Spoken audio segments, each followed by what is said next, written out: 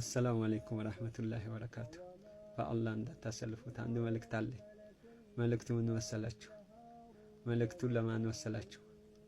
በበሽተኛ ስም ለሚነግዱ ሰዎች፣ በበሽተኛ ስም በሽተኛ ነኝ ብሎ አካውንታቸው ለጥፉ በበሽተኛ ስም ለሚያጭበረብሩ የሚሆን መልእክት አንድ መልእክት ልንገራችሁ። እኔ በዚህ በረመዳን ውስጥ ምን ገጠመኝ መሰላችሁ? እኔ በአላህ እጅ ተይዣለሁ። ወላሂ አላዋሻችሁ። ከፈለጋችሁ በስልክ ቁጥሬ 0929 ደውላችሁ ጠይቁኝ፣ እነግራችኋለሁ። ረመዳን ሊፈታ አካባቢ አንድ ወንድማችን መጀመሪያ 2000 ብር ሰደቃ አድርጎልኛል። ከዛ በሶስተኛው ቀን ምን ቢያደርግ አሪፍ ነው? የኔ ሁሴን ከድር ሽራ ነው። ለሌላ ሰው ንግድ ነው የሚነግደው። የወንድማችን ከጅማ ከድሬዳዋ ወደ ጅማ እቃ ያመላልሳል ማለት ነው። ከዛ ምን ተፈጠረ መሰላችሁ? 150 ሺህ ብር ሁሴን አወል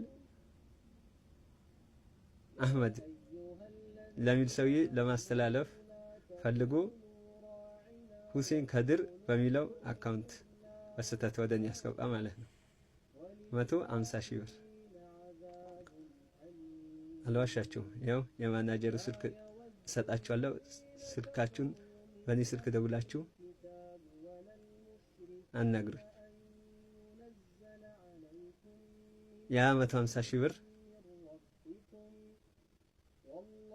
ደረሰኝ አለ እጄ ላይ ነው። ያ 150 ሺህ ብር ሰውየው ደወለልኝ ቀጥታ።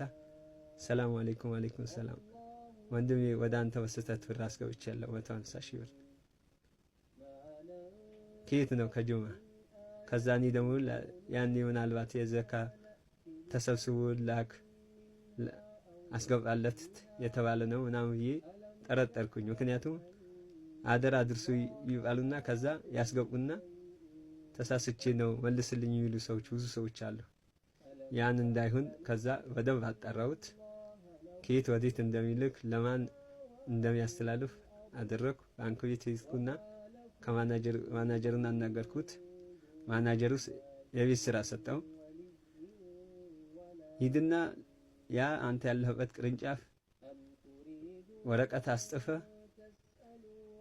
ማናጀርህን እዛ የባንክ ማናጀር አስፈርመ ማህተብ አስፈትተህ ኦንላይን